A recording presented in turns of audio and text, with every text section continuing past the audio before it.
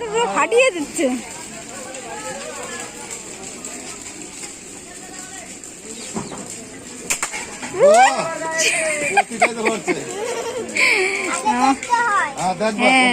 এইখান দিয়ে এই যে এটা মাথায় করতে হয়।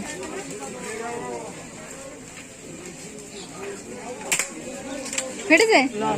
এটা ফাটেনি। ওই দিকে কাট করো, ওই যে ওই দিকটায় উপরে তো উপরে হয়ে যাচ্ছে, তো উঁচু হয়ে যাচ্ছে ও নিচে। হ্যাঁ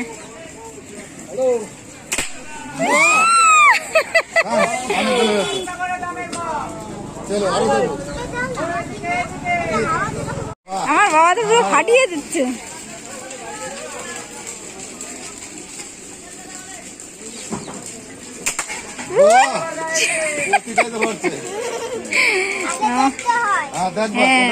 এইখান দিয়ে এই যে এটা মাথায় করতে হয়।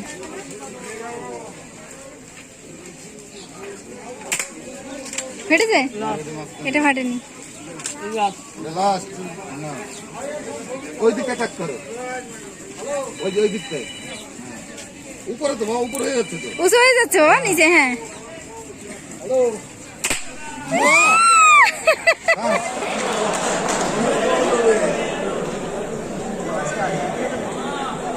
স্যার এটা কি পিরামিড? হ্যাঁ, পিরামিডের সবচাইতে নিচের অংশটা স্ট্রং হয়, তো এই বেসটা সবচাইতে শক্ত হয়, এবং তারপরের অংশটা আরেকটু কম চওড়া বা কম শক্তিশালী, এবং তারপরের অংশটা একদমই কম, তাই তো? স্যার যে আওয়াজ দিচ্ছেন বোনাস দেবো আপনাকে এদিক থেকে। তো এটা যদি ইনভেস্টমেন্ট হয়, তো ইনভেস্টমেন্টের প্রথম শর্ত কি হওয়া উচিত স্যার? পেছন দিক থেকে। হ্যাঁ হ্যাঁ, আচ্ছা, ইনফ্রাস্ট্রাকচার। ইনভেস্টমেন্টের প্রথম শর্ত হওয়া উচিত ইনফ্রাস্ট্রাকচার পেয়েছি, ওখান থেকে সিকিউরিটি পেয়েছি। আর কেউ ইনভেস্টমেন্ট করবেন, বোর্ড অফ ম্যানেজমেন্টে কি করবেন স্যার? বাপরে বাপ। হ্যাঁ, আচ্ছা, কোথায় ইনভেস্টমেন্ট করছি এটা একটা ব্যাপার, তাই তো? এগুলোই তো। আচ্ছা, তো এত কিছু শুনলাম, তো থিং ইজ দ্যাট যদি আমি কোথাও ইনভেস্টমেন্ট করি, সবার আগে কি দেখি? সিকিউর বা সিকিউরিটি দেখি, যে আমি যে ইনভেস্টমেন্টটা করছি that is secured or not, তাই তো? এটাই শর্ত হওয়া উচিত প্রথম। স্যার বোর্ড ম্যানেজমেন্ট দেখে তো অনেক কোম্পানি আমরা বাঁচাতে পারিনি, আগে তো সবাই ঝোলায় নিয়ে ঘুরতো, হয় না? তো ইনভেস্টমেন্ট আমি যেটা করছি সেটা সিকিউরড কি আনসিকিউরড? তো সবার আগে কি হওয়া উচিত স্যার? যখন কোনো ইনভেস্টমেন্ট করব আমি কি দেখবো? যে ইনভেস্টমেন্টে সিকিউরিটি পার্ট কি আছে, তাই তো? স্যার একবার জোরে পেছন থেকে, হ্যাঁ কি না? ওকে, তো আমি দেখে নিলাম যে ইনভেস্টমেন্ট সিকিউরড কি সিকিউরড নয়। এবার কি হওয়া উচিত স্যার ইনভেস্টমেন্টের? হ্যাঁ হ্যাঁ, রিটার্ন। রিটার্ন, হ্যাঁ হ্যাঁ, এটা দরকার, রিটার্ন। রিটার্ন। আর কেউ? এরা জানে। আচ্ছা, এরপরে স্যার অবভিয়াসলি রিটার্ন তো দরকার, কিন্তু তার টাইম। আচ্ছা, তো তার আগে দরকার লিকুইডিটি, মানে আমার যখন টাকাটা দরকার আমি পাবো কিনা, তাই না? তো সেকেন্ড হবে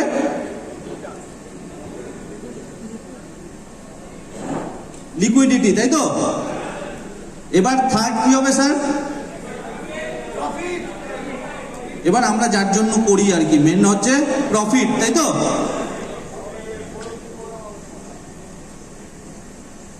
তো আপনি যদি কোনো ইনভেস্টমেন্ট যেখানেই করুন স্যার, পৃথিবীর যে কোনো ইন্ডাস্ট্রিতে, যে কোনো ইনফ্রাস্ট্রাকচারে, যেখানে আপনি ইনভেস্টমেন্ট করুন, আপনি যদি স্যার এই শর্তটা মানেন, প্রফিট, লিকুইডিটি অ্যান্ড সিকিউরিটি। একটু বলবো স্ক্রিনে কি সম্ভব? আশা ওই ক্যামেরা থেকে, আচ্ছা নেই না? প্রফিট, লিকুইডিটি অ্যান্ড সিকিউরিটি, এই তিনটে যদি আপনি মেনে চলেন যে আপনি কোথাও ইনভেস্টমেন্ট করছেন, এই পিরামিড যদি আপনার ইনভেস্টমেন্ট হয়, first you have to look that your investment secured or not. Second আপনি দেখবেন কি যে লিকুইডিটি আছে কিনা, যে আমার যখন টাকাটা দরকার আমি টাকাটা পাবো কিনা। এবং থার্ড ওয়ান কি স্যার, যেটার জন্য আমরা ইনভেস্টমেন্ট করি, ফর রিটার্ন, তাই তো? তো এইটা মনে থাকবে? তাহলে মুছে দিই এটা।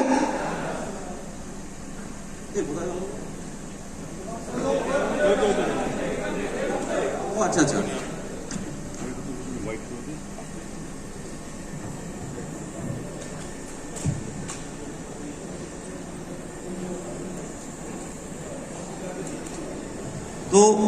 পিরামিডটা মনে আছে তো? তো স্যার পৃথিবীতে অ্যাসেট ক্লাস বলতে চারটেই আছে। অ্যাসেট ক্লাস মানে যেখানে আলাদা আলাদা ক্লাসে ইনভেস্টমেন্ট হয়। ফার্স্ট অ্যাসেট ক্লাস কি স্যার? আমরা সবচাইতে বেশি যার প্রতি ঝুঁকি কিসে স্যার?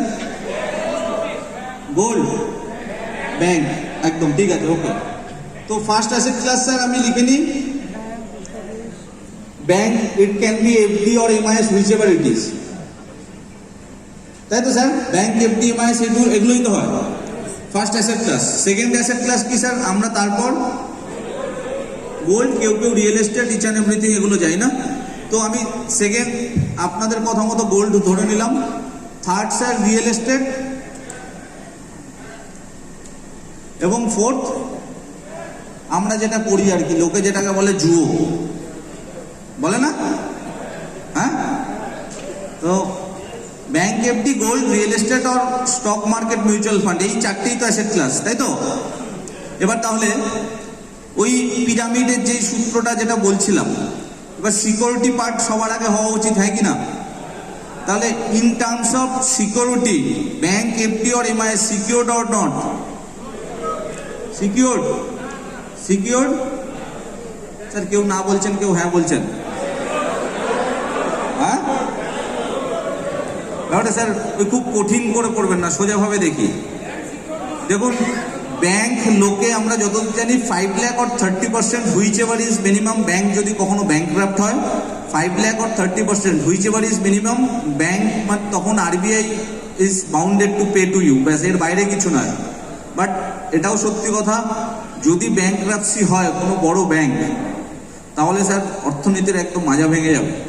তো সেই জায়গা থেকে দাঁড়িয়ে এটা মানে আমরা বিশ্বাসের জায়গা থেকে বলুন, যে কোনো জায়গায় বলুন, ব্যাংক ইনভেস্টমেন্ট সিকিউরড, এটা বলা যায় না যে আনসিকিউরড। কারণ যখন যখন কোনো ব্যাংক ব্যাংকরাপ্সি হয়েছে, যেরকম আমরা খুব রিসেন্টলি পিএমসি ব্যাংক দেখেছি, আরও অনেকগুলো ব্যাংক দেখেছি, সরকার কোনো না কোনোভাবে অন্য ব্যাংকের সাথে মার্চ করিয়ে কিছুটা টাইম নিয়ে সেই প্রভিশনগুলোকে পরে ক্লিয়ার করিয়েছে।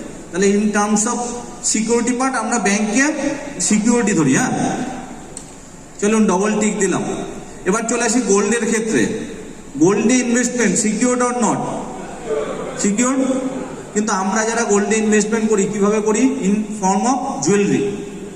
এবার হ্যাঁ, আমি সোনার চেন পরে রয়েছি, রাস্তা দিয়ে যাচ্ছি, কেউ যদি স্ন্যাচিং করে নিল, that's the different thing. But সিকিউরিটির দিক থেকে সিকিউরড কি হতে পারে? সোনা আমি হয়তো আজকে 51,000 পার গ্রাম 10 গ্রাম কিনেছিলাম, কালকে 50,000 হতে পারে, 48,000 হতে পারে, এর বেশি তো কিছু হবে না, তাই তো? তাহলে সিকিউরিটি পার্টে গোল্ড অলসো সিকিউরড। এবার চলে আসি জমি জায়গা কিনেছি স্যার, তো জমি আপনি কিনেছেন, সিকিউরিটির দিক থেকে সিকিউরড তো? হ্যাঁ, ওকে। তাহলে real estate also a secured investment. এবার স্যার আপনি আপনার নিজের trading, demat account, mutual fund যা কিছু আপনি করেছেন, সিকিউরিটির দিক থেকে সিকিউরড। স্যার টাকা বাড়তে কমতে পারে, আপনার টাকা কেউ নিতে পারবে না, স্বয়ং নরেন্দ্র মোদীও পারবে না। ওকে, তাহলে in terms of share market বা mutual fund it's also secured. এবার তাহলে সিকিউরিটির পার্ট যখন পেয়ে গেলাম, মানে প্রথম পিরামিডের প্রথম অংশটা আমাদের ক্লিয়ার, তাই তো? এবার চলে আসি স্যার দ্বিতীয় অংশ। কোনটা স্যার? লিকুইডিটি। স্যার আমার ব্যাংকে এফডি আছে, আমার টাকাটা হঠাৎ করে দরকার, লিকুইড হয়ে যায়, আজকের ডেটে একদিনে হয়, আগে 5-7 দিন লাগতো, ঠিক আছে? তাহলে in terms of liquidity bank FD also right. এবার চলে আসি স্যার গোল্ড। স্যার আপনার সোনা আছে, আপনার লিকুইডেশন দরকার, অবভিয়াসলি এখন মুথুট আছে, মনপুরম আছে, প্রত্যেক আছে, কিন্তু প্রবলেমটা এটাই, আপনি 1 লক্ষ টাকার গোল্ড রাখলে আপনাকে ওনারা 50,000, 60,000, 70,000 কিছু একটা দেবে, এবং আপনার টাকাতেই আপনাকে আবার ইন্টারেস্ট পে করতে হবে, তাই তো? এবং আপনি যদি এখানে অনেক ম্যাডামরা আছেন, ভালো এগুলো বুঝবেন, যদি কখনো এরকম সিচুয়েশন হয়, দোকানে যখনই চলে যাবেন, তখন কি হয়? সবার প্রথম বলে খাত বাদ যাবে, মজুরি বাদ যাবে, যায় না এগুলো, তাই তো? বাট ভ্যালু ডিক্রিজ হতে পারে, বাট লিকুইডেশন পাওয়া যেতেই পারে, হ্যাঁ কি না? ওকে, এবার রিয়েল এস্টেটে চলে যাই স্যার। আপনার ধরুন একটা কথার কথা ধরলে, আপনার 10 কাঠা জমি আছে, যার ভ্যালু আজকের ডেটে 1 কোটি টাকা। 10 কাঠা জমি আছে, যার ভ্যালু আজকের ডেটে 1 কোটি টাকা, আপনার হঠাৎ করে 15 লক্ষ টাকা দরকার। স্যার লিকুইডেশন কি খুব ইজি? হ্যাঁ, কখনই যে বলবে 1 কোটি টাকার জিনিসটা ভাই 50 লাখে দিয়ে, যে আমার কাছে এটুকুই আছে, তুই এটুকু নিয়ে যদি হয় তো নিয়ে যা ভাই, হ্যাঁ কি না? তাই না? তাহলে লিকুইডিটির জায়গা থেকে রিয়েল এস্টেটকে একদম ক্রস। এবার ধরুন স্যার আপনার স্টকে ইনভেস্টমেন্ট আছে, আপনার 1 কোটি টাকা স্টক তো একটার দাম হয় না স্যার। ধরুন আপনার 1 লক্ষ টাকা ইনভেস্টমেন্ট আছে, স্টকের দাম 500 টাকা, আপনার 10,000 টাকা দরকার, কি করতে হবে স্যার? ওইটা শেয়ার বিক্রি করতে হবে, উইথড্রল নিন। আপনার 50,000 টাকা দরকার হলে 100 শেয়ার, এই তো।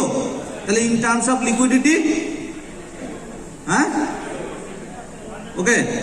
এবার চলে আসি রিটার্নের গল্পে, কে কিরকম রিটার্ন দিয়েছে। ব্যাংক এফডিতে যদি কথার কথা ধরে নিই, আজ থেকে আপনি 20 বছর আগে 1 লক্ষ টাকা ইনভেস্টমেন্ট করেছিলেন, আজকের ডেটে কত রিটার্ন হবে স্যার? হ্যাঁ 3 টাইমস 4 টাইমস, হ্যাঁ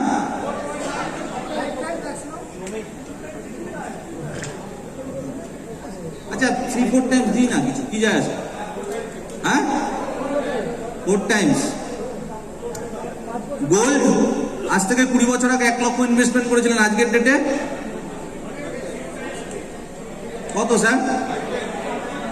হ্যাঁ 10 টাইমস।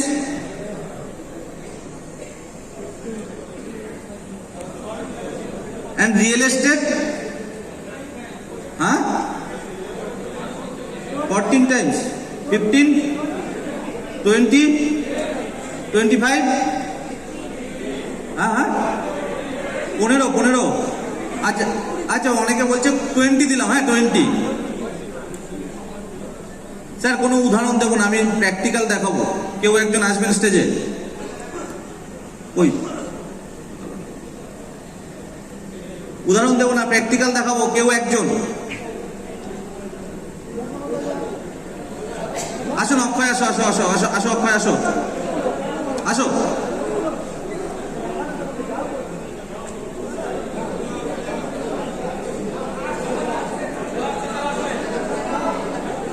তাই বললাম, আপনি জানেন, অনেকবার দেখেছেন। আচ্ছা একজন পেয়ে গেছে, একজন পেয়ে গেছে, আলাদা কিছু দেবো না, লজেন্স ফজেন্স নেই। নেটওয়ার্ক এখানে আমার তো মুখস্থ। আচ্ছা দেখাচ্ছি, এই ইয়ে কোথায় নেট আছে, দেখ নেটওয়ার্ক ওয়াইফাই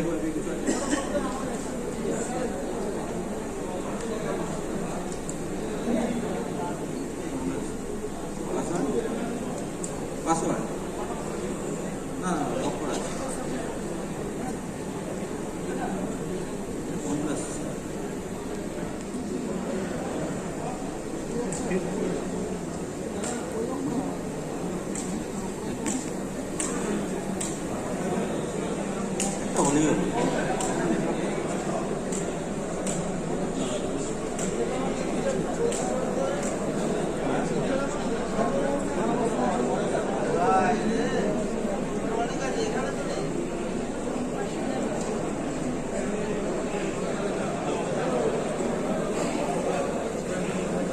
আচ্ছা অক্ষয় বলছেন, অক্ষয় স্টকটার নাম বলতে হবে না, হ্যাঁ দামটা বলবে আর ডেটটা বলবে কবে কিনেছিলেন।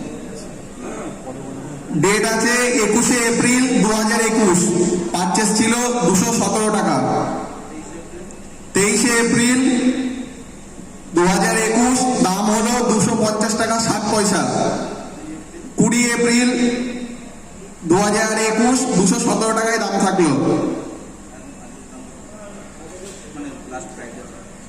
লাস্ট ট্রেডিং ডেতে দাম আছে 8,511 টাকা। পার্সেন্টেজটা ক্যালকুলেশন স্যার করে নেবেন, কত গুণ হয় স্যার, কত গুণ হয় প্লিজ, হ্যাঁ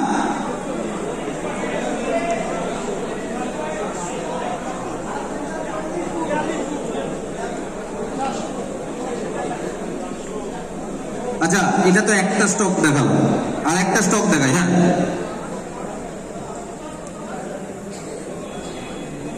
4 মে 2020, 259 টাকা 70 পয়সায় পারচেস। 1 এপ্রিল 2020, 204 টাকা 80 পয়সা।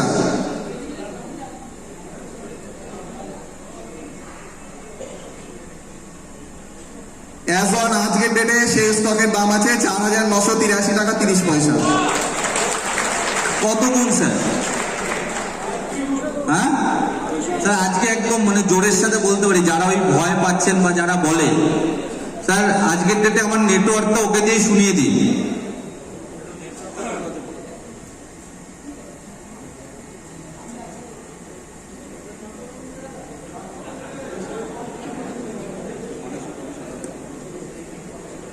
নেট ওয়ার্থ আছে 81 crore 77 lakhs 46,775। আপনারা তো সবাই মিলে 80 কোটি টাকার ব্যবসাই করেন, এবং আমি বলছি ও একটু শূন্যটা গোনা সবে শুরু করেছে, তো কারণ 6-7 মাস হলো সিস্টেমে জুড়েছে, এর 2-3 মাসের মধ্যে শূন্যগুলো ফটাফট গুনে নেবে। তো 81 crore 77 lakhs ওভারঅল মানে টোটাল নেটওয়ার্ক পজিশন আছে। ওভারঅল গেইন আছে sir 66 crore 19 lakh 56,000। It's near about 424%, 424%। Sir আপনাকে কি দেবো স্যার বছর গেলে? 30% স্যার। হ্যাঁ, তাহলে 424 থেকে 30 গেলে বাকি টাকা কার স্যার? হ্যাঁ,